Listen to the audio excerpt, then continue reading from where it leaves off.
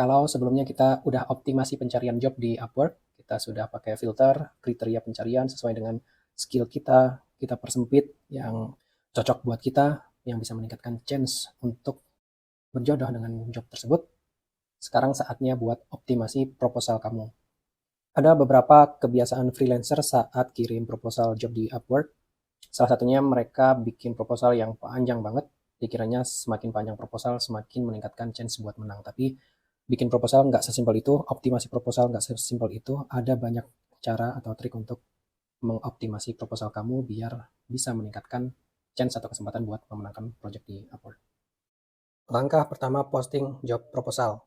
Baca dulu detailnya secara lengkap. Job posting, job detail, job description, job specifications, apapun itu namanya, dibaca secara detail. Jangan terburu-buru, santai aja, karena attention to details itu matters. Klien suka orang yang memperhatikan detail sekecil apapun itu. Kadang di beberapa job posting, seorang klien, dia secara eksplisit menyatakan di dalam job posting itu, tulis kata kunci ini itu untuk memastikan bahwa kamu sudah membaca job postingnya secara lengkap. Itu harus diperhatiin. Kalau seorang klien meminta secara eksplisit untuk menuliskan kata kunci, kita tulis kata kunci di atas cover letter kita. Ada juga misalkan job posting ini, nah sekali lagi kita baca dulu detailnya. Ada misalkan kayak gini, watch this before applying, berarti kita harus lihat videonya. Dilihat, biasanya di situ ada requirements-nya, dia ceritain apa yang dia cari di job ini. Terus di sini ada required Loom video from you, berarti kamu harus mengirimkan Loom video gitu. Jadi klien itu macam-macam, ada yang cuma minta kita buat menuliskan sebuah kata kunci, ada yang minta kita kirim cover letternya dengan sebuah video sesuai dengan kriteria masing-masing dari seorang klien gitu. Di sini juga tertulis applications without a Loom video will be ignored gitu. Berarti kalau kamu apply job ini tanpa ngirim video Loom udah pasti bakal di-ignore. Ada juga misalkan di sini ya, kita coba lihat. Nah, kita baca benar-benar detail dari atas sampai bawah gitu. Ada langkah-langkah yang harus kamu perhatiin. Misalkan kalau di dalam job ini si klien minta skip the paragraphs, skip the cover letter. If you're serious, go straight to step 1 gitu ya. Step 1 apa? Kita scroll ke bawah. Oh, step 1-nya ini send a short 10 up to 20 minutes Loom video, sama seperti job posting sebelumnya gitu. Jadi setiap klien mereka punya cara masing-masing buat menentukan mana freelancer yang benar-benar serius, yang baca detail jobnya secara teliti gitu. Ada juga klien yang tidak mencantumkan sama sekali kriteria-kriteria seperti itu, nggak ada kata kunci yang harus ditulis, nggak harus mengirimkan video, nggak harus ada syarat tertentu biar dia tahu bahwa kamu baca job postingnya secara detail. Tapi tetap walaupun klien tidak meminta kita untuk baca job posting secara detail, langkah wajib pertama buat kamu adalah baca job description-nya secara rinci dari atas sampai bawah. Jangan terburu-buru. Nah, seperti yang aku bilang di awal tadi, pada saat nulis proposal, kita harus ada strateginya, bukan asal nulis terus cepet-cepetan, panjang-panjangan, nggak kayak gitu. Jadi tentuin dulu before, during, sama after. Jadi sebelum nulis, terus pada saat nulis, dan setelah nulis gitu. Sebelum nulis biasanya udah pasti kita lihat detail job description-nya, kita teliti dari atas sampai bawah. Terus ada namanya due diligence, jadi kita cek background kliennya seperti apa misalkan, terus nama company-nya apa, nanti kita bisa cari dari company tersebut. Kalau dia mencari seorang desainer atau developer, paling enggak kita tahu dia bergerak di bidang apa. Kadang ada klien yang nulis background company-nya di job description-nya, tapi kadang ada juga yang enggak ada salahnya kita melakukan due diligence di setiap job posting kayak gitu ya, kita cari sendiri. Misalkan di sini ada Buzzgrid gitu namanya. Nah, di sini nanti aku bisa cari nih. Nah, misalkan di sini ya ada Buzzgrid. Di job description, klien udah ngasih tahu, Buzzgrid is a B2B platform that allows creator and brands to deploy AI sales agents. Nah, paling nggak kita udah tahu nih gambarannya. Yaitu sebuah company B2B platform, salah satu produknya adalah AI sales agent. Dari sini sebenarnya udah cukup ada informasi company backgroundnya seperti apa, yang dia cari seperti apa, tapi nggak ada salahnya kita go the extra mile. Nah, itu yang membedakan kita dengan freelancer yang lain. Kalau kita go the extra mile atau satu langkah lebih jauh, bisa meningkatkan kemungkinan kita memenangkan proyek tersebut lebih tinggi lagi. Nah, di sini misalkan company-nya namanya Buzzgrid. Udah dijelasin, Buzzgrid is a B2B platform that allows creator and brands to deploy AI sales agents. Berarti kita udah tahu nih, company name-nya apa, terus dia bergerak di bidang apa, B2B platform, produknya apa? Produknya AI sales agents. Walaupun udah cukup jelas di sini, nggak ada salahnya kita cari lebih detail lagi tentang Buzzgrid ini. Sekarang kita Google aja Buzzgrid ya. Nah, di sini kelihatan sama ya, jadi ini company yang produknya AI Sales Agent. Paling nggak di sini kita bisa lihat nih, produknya kelihatannya kayak apa, interface-nya kayak apa, wujud produknya itu seperti apa. AI Sales Agent itu berarti ya ini ya, gitu ya, yang kelihatan di sini. Chatbox seperti ini, terus kalau kita scroll ke bawah, features-nya seperti apa. Terus dari website ini kita bisa tahu teknologi, fitur, apapun yang berkaitan dengan company ini bisa jadi amunisi kita buat nanti menulis proposal job di Upwork. Nah, terus ada satu lagi selain due diligence, kita lihat dari profil si klien, kita udah tahu nih kliennya cari apa, terus teknologi yang dia cari apa. Misalkan kalau di job description ini React, TypeScript, Material UI. Nah, before writing yang kedua, review lagi profile kita sendiri. Kita ke profile, biasanya klien itu setelah baca proposal, dia klik profile kita juga buat cari tahu. Jadi kita apply proposal, kita due diligence, kita ngulik si klien itu seperti apa, klien pun bakal melakukan hal yang sama. Mereka baca proposal kita, mereka bakal ngulik kita itu seperti apa. Biasanya mereka ke profile kita. Makanya nanti di sini kita review lagi semua entry, semua description yang kita taruh di profile kita, apakah sesuai dengan yang ada di job description ini. Kenapa? Karena nanti kalau kita mengupdate profile kita sesuai dengan job description yang di sini, dan itu memang udah jadi pengalaman kamu, udah jadi salah satu portfolio kamu, itu meningkatkan chance buat kalian match. Nanti kalau klien lihat nih profile, oh iya dia ada pengalaman sesuai dengan yang aku butuhkan gitu. Jadi meningkatkan juga chance untuk dia bilang ini cocok seperti itu. Jadi misalkan di sini dia ada bilang React MUI Chat gitu ya, ini material UI Chat gitu. Figma Exact Widget Refactor misalkan. Nah, kita lihat dulu di profil aku misalkan React, ada nggak React gitu. React, oh ada, udah pasti gitu ya. Di sini ada tabnya React, oke berarti udah masuk. Terus MUI ada nggak MUI atau material gitu. MUI itu nggak ada ya, material. Nah, nggak ada. Padahal aku udah pernah ada pengalaman mengerjakan proyek dengan material UI. Nanti di sini profil kita bisa tuh kita update dulu, kita masukkan gitu. Nah, di sini bisa juga kita bisa di paling atas atau dimanapun. Yang penting di highlight di profil kamu. Developed chat UI widget integrated with AI using Node.js and serverless engine misalkan. Nah, ini mengcover satu poin dari si job description tadi. Dia perlu chat UI. Chat UI udah pernah gitu ya. Terus kita sesuaikan aja dengan pengalamannya. Terus satu lagi tadi dia perlu material UI gitu ya. Jadi revamped web-based app with various UI libraries misalkan, such as material UI, MUI. Nah, mereka udah cukup, kita udah nambahkan 2 poin di profil kita yang match sama job yang kita apply di sini gitu. Nah, update profil itu hanya berlaku kalau profil kamu belum memuat hal-hal yang dicantumkan atau dicari dalam sebuah job description, tapi padahal kamu udah pernah mengerjakan atau ada pengalaman atau ada portofolio yang berhubungan dengan job description tersebut. Jadi hit two birds with one stone, kira-kira kayak gitu ya. Jadi kita melakukan sesuatu untuk mencapai 2 hal. Yang pertama, kita mencoba mencocokkan job description dengan profil kita. Yang kedua, di satu sisi kita mengupdate profil kita. Jadi profil kita bakal terbaru dan selalu up to date lah. Tapi jangan sampai kamu memaksakan diri. Kalau emang belum ada pengalaman, ya udah nggak usah dimasukin gitu. Kalaupun ada pengalaman dengan engine lain atau library lain atau teknologi lain, nggak apa-apa dimasukin, tapi jangan ngarang gitu ya. Jangan pernah bohong, jangan pernah ngarang. Kita scan dulu job description-nya mana yang sesuai, mana yang cocok dengan pengalaman kita, tapi di profil kita belum ada, baru di-update di profil kita. Itu hal kedua di tahap before writing proposal. Kalau udah selesai dengan tahap before writing, kita masuk ke tahap writing itu sendiri. Jadi kita mulai fokus nulis proposal di job tersebut. Biasanya kalau aku sih duplicate tab dulu ya, di duplicate. Jadi nanti kita ada referensi ke job description-nya kayak gitu. Jadi di sini di tab yang kedua, aku biasanya baru apply gitu. Lihat dulu ada proposal settings ya. Di Upwork kamu bisa bikin lebih dari satu profile. Misalkan ada profile utama, ada profile yang khusus buat skill tertentu. Nah, ini optional ya, kamu bisa pakai general atau kalau mau pilih misalkan karena jobnya cocok buat front end, aku bisa milih ke front end kayak gitu. Biasanya aku pakai general aja. Scroll ke bawah, kita tentuin karena ini jobnya hourly, kita tentuin nih, kita pengen dibayar berapa per jam. Nah, buat nentuin kita sesuaiin aja, misalkan di profile rate kamu berapa, misalkan di sini rate aku 80 per jam, tapi budget kliennya antara dari 35 sampai di $50 gitu. Tapi kadang di job description si klien juga ada nulis tertentu tuh, dia cari sebenarnya budgetnya berapa gitu. Misalkan kita scroll gitu ya, oh budgetnya di sini 35 sampai 65 depending on experience. Kita rate yang masuk adalah ya 35 sampai 65 walaupun nanti di sini kliennya di sistem tertulisnya 35 sampai 50 gitu. Nah, karena rate aku jauh lebih tinggi dari yang dicari klien, ini disesuaikan ya. Kamu bisa cari job yang sesuai dengan rate kamu atau job yang lebih rendah dari rate kamu. Jadi kalau di sini aku sesuaiin nih rate-nya. Dapat di $60 per jam gitu ya.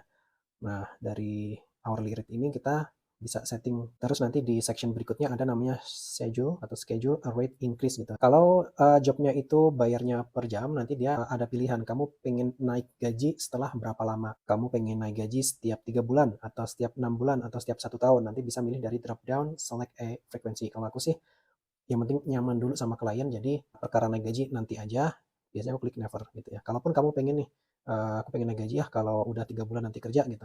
Terus kamu naik gajinya pengen berapa persen gitu. Jadi dalam 3 bulan misalkan kamu pengen naik 5% atau 10%, 15%, bisa juga. Tapi kalau aku lagi-lagi pengennya biar klien nyaman dulu sama kita, jadi aku pilihnya never. Nah, terus ini additional details, kita mulai di sini ya. Jadi kadang orang tuh cuma nulisnya hi atau hello atau hi there. Itu kurang ya gitu ya. Jadi yang lebih bagus kita hi terus nama klien. Cari namanya dari mana? Kita scroll aja ke bawah gitu. Lagi-lagi kita harus teliti di detail. Kita scroll scroll scroll scroll scroll ke bawah. Biasanya nanti ada review nih ya, client's recent history. Jadi ada rating dari freelancer ke si klien ini. Dia menyebutkan namanya. Misalkan apa? Kalau di sini kita lihat it was a pleasure working with Cory. Oh, berarti namanya Cory nih gitu. Kalaupun kliennya masih baru, belum ada history, ya udah nggak apa-apa. Hi there cukup ya. Tapi kalau udah ada history, ada informasi yang kita dapatkan dari history tersebut, manfaatkan informasi sebanyak-banyaknya dari sebuah job description sebagai amunisi proposal kamu. Jadi di sini aku pakai hi Cory biar lebih personal gitu ya. Nah, terus biasanya aku lihat detail dari atas sampai bawah lagi gitu. Jadi kita highlight pain points atau problem atau teknologi atau solusi yang dia cari. Terus dia menjelaskan project ini adalah refactor and modernization. Ini kalau aku sih bikin sketsa dulu lah dari proposal itu. Aku copy paste dulu, oh refactor and modernization misalkan, nanti dimasukin. Terus existing widget to a clean, scalable React TypeScript material UI architecture. Nah ini dimasukin. Jadi kita bikin coret-coretan dulu aja di sini, biar kita dapat referensi yang cocok dengan job description tersebut. Nanti dari sini kita atur-atur nih, yang sesuai dengan pengalaman kita, sesuai dengan solusi kita nantinya seperti apa, kayak gitu. Hal-hal yang penting kita highlight, kita masukin di sini, biar kita dapat strategi kita nanti nulisnya seperti apa, yang runut, yang bisa sesuai dengan yang klien cari. Kira-kira yang penting dari sebuah job description, pain point atau problemnya si klien, solusi yang dia cari itu apa, nanti bisa ketemu dari pengalaman. Ini sih sesuai pengalaman aja. Tapi kalaupun misalkan kamu masih ragu apa ya ini highlight dari job description kamu, kamu bisa pakai AI, bisa pakai Uma, misalkan di sini ada Uma, kamu bisa tanya ke dia gitu ya, misalkan from the client's job description, can you highlight pain points, problems that they have, and solution that they are looking for. Nah, ini prompt yang bisa kamu pakai ya. Buat misalkan kamu ragu, ini apa aja sih yang bisa di-highlight dari situ gitu. Nanti Uma bantu kamu buat highlight nih gitu. Oh, dia berarti perlu copy paste dulu nih ya di sini. Kita copy paste di Uma. Nanti dia bakal bantu kita meng-highlight poin-poin penting dari sebuah job description. Kamu bisa pakai cara ini, kamu bisa pakai Uma buat nentuin gitu ya strateginya, nulisnya seperti apa. Nah, kalau kita udah tentuin nih outline proposal kita seperti apa, baru bisa tuh kita kembangin kalimat per kalimat kayak gitu ya, nanti sesuai kreativitas kita aja. Nah, jadi biasanya kalau aku bikin proposal, strukturnya adalah yang pertama greeting, yang hi, terus name tadi, terus introduction, terus relevant experience, tapi ditambahin with proof gitu ya. Terus propose solutions. Nah, habis itu nanti ada call to action, closing. Nah, biasanya gini ya. Struktur yang aku pakai biasanya yang pertama greeting, introduction, relevant experience with proof, propose solutions, call to action, terus closing. Greeting di sini tadi kita udah mulai greeting, hi Cory, nama tadi ya. Kita lihat dari yang bawah tadi ada namanya Cory. Terus kita mulai selanjutnya introduction. Nah, ini yang singkat aja. I'm Harry. I have extensive knowledge and experience with. Nah, kita bisa nih masukkan salah satu poin di sini. React, TypeScript, Material UI. Nah, terus tahap selanjutnya kamu bikin relevant experience with proof. Jadi kamu masukkan pengalaman atau portofolio yang sesuai dengan job description yang dia cari dan kasih bukti. Jadi biasanya aku gini, you mention about refactoring. Nah, ini udah masuk satu lagi poin ya dari job description, refactoring your chat UI widget. I have worked with similar project before. I use React JS as the front-end library and Tailwind as the deployed with serverless architecture. Nah, ini kita highlight ya pengalaman yang sesuai dengan job description. Di sini ada poin Figma and the widget should match the design exactly. Ini bisa kita masukin juga di sini. I converted the chat UI from Figma. Terus di sini ada stable component architecture, message bubbles for both user and agent, scrolling chat history, ini juga UX juga. Terus poin berikutnya yang kita bakal cover itu adalah proposed solutions. Nah, dari sini I can help you with the project by this proposed solutions. Nah, terus apa lagi solusinya? Dia cari tadi stable component architecture. I will focus developing the components using functional components. Misalkan karena ini salah satu solusi buat stable component architecture. Nah, ini lagi-lagi solusi ini berangkat dari pengalaman kamu. Kamu bisa juga menawarkan solusi-solusi lain yang bisa menambah value dari proposal kamu. Kalau dari sini udah, nanti kita bisa lanjutkan ke poin-poin berikutnya. Bisa dimasukkan ke call to action. Call to action itu kayak pancingan atau hook. Jadi kita biasanya kasih pertanyaan buat mancing klien tersebut mereply proposal kita. Jadi kalau klien melihat terus mereply proposal kita, itu nanti proposal kita otomatis menjadi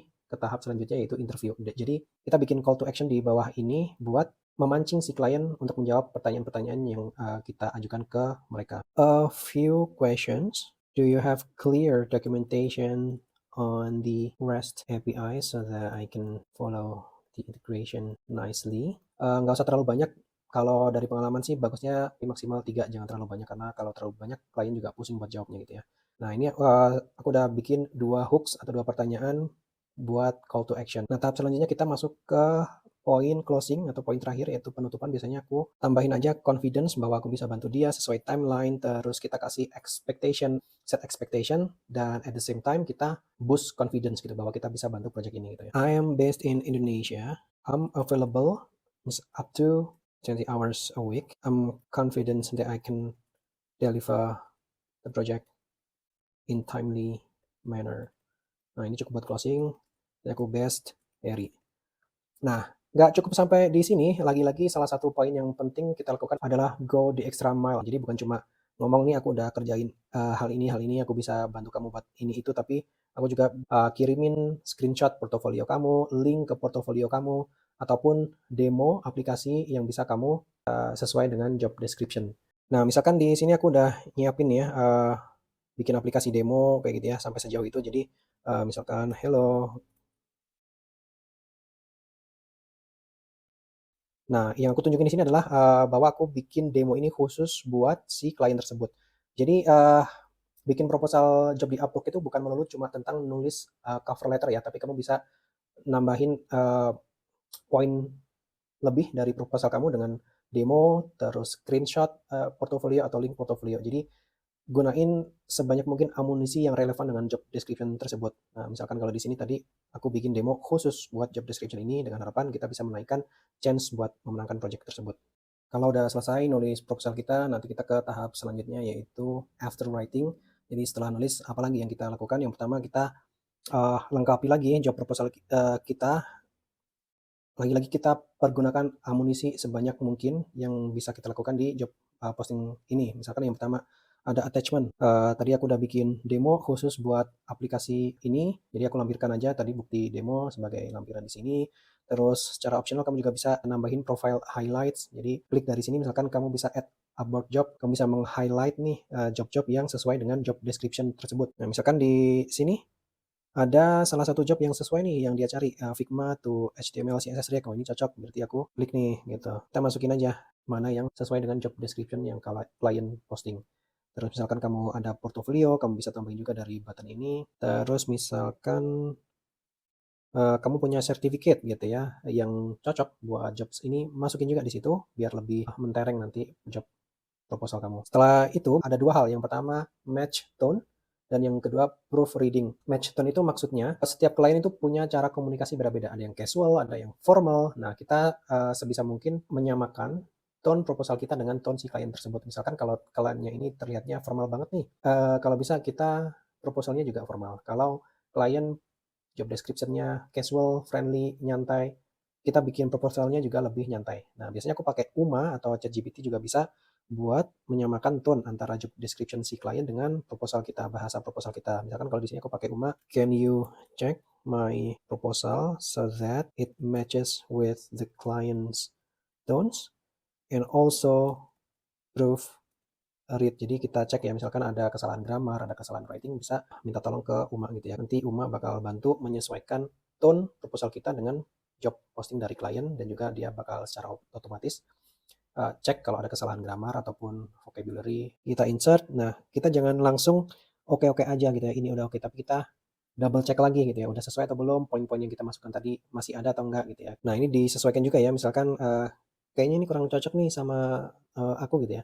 Kita edit aja tipis-tipis, tapi yang penting dia si Uma udah bantu kita buat proofread, buat cek grammar, udah menyamakan tone kita dengan tone si klien kayak gitu. Nah, ini hal-hal kecil kayak gini bisa kita rapiin sesuai preferensi aja. Misalkan kalau aku nggak terlalu suka title yang di bold dan bullet list kayak gini, ini optional aja, tapi kalau aku kurang suka aku bisa delete di sini. Nah, kadang kalau kita pakai Uma, dia itu ada kayak parroting gitu ya. Jadi mengulang kata-kata yang ada di job description itu, nanti dari klien biasanya kelihatan banget, oh ini template nih, ini pakai AI kayak gitu. Nah, biasanya double checking di sini gunanya buat itu. Misalkan di sini aku lihat dia ada no post message required. Oh, ini terlalu parroting, ini terlalu mengulang apa yang si klien bilang tadi word by word gitu ya. Jadi kayaknya kurang kurang cocok sih. Nanti kalau tetap ada, nanti kelihatan banget ini AI kayak gitu. Nah, itu bisa kita hapus kayak gitu. Nah, jadi tadi catatannya kita bisa pakai Uma buat memperbaiki, tapi juga harus hati-hati. Kamu harus double check buat make sure apa yang udah kamu tulis nggak hilang esensinya gitu. Nah, setelah kita double check lagi, semuanya udah oke. File udah di-attach, profile highlight sudah ditambahin, kita submit proposal. Nanti setelah submit proposal, ada proposal details, ada insights-nya. Ini ada informasi yang bisa kamu lihat. Si job ini ada berapa total proposal nih. Di sini udah ada 84 proposal, 31 belum dibuka sama si kliennya, 53 udah dibuka, ada 6 yang shortlisted. 6 shortlisted itu berarti udah dipilih dulu nih, udah difilter sama klien yang cocok sama dia tuh yang mana, udah ada 6 orang. 8 orang udah di interview kayak gitu. Nah, terus dari sini kelihatan juga nih bid kita sesuai atau enggak. Misalkan semua proposalnya secara rata-rata berarti di sekitaran 39 per jam. Terus yang di reply sama klien kebanyakan rata-ratanya 50 per jam. Nah, dari sini ketahuan nih kira-kira klien tuh cari yang mana, apakah dia cari yang lebih murah atau cari yang harganya standar atau rata-rata. Nanti di next actionnya kita juga bisa mengedit your bid. Misalkan kayaknya rate aku belum cocok nih sama yang klien cari, kita bisa edit di situ. Nah, kalau ada pilihan boost proposal, pakai aja buat menaikkan visibility proposal kamu, karena klien itu bisa menerima lebih dari 50 proposal, dan dengan boost proposal itu bikin proposal kamu berada di urutan pertama, kedua, dan ketiga dari proposal-proposal lain kayak gitu. Nah, jadi gitu ya, mengirim proposal itu nggak sesimpel kamu baca job proposal, copy paste template, terus kirim secepat-cepatnya. Tapi ada strategi yang harus kamu lakuin biar menaikkan chance kamu untuk memenangkan sebuah project di Upwork. Itu dulu video buat kali ini. Kita ketemu lagi di video selanjutnya.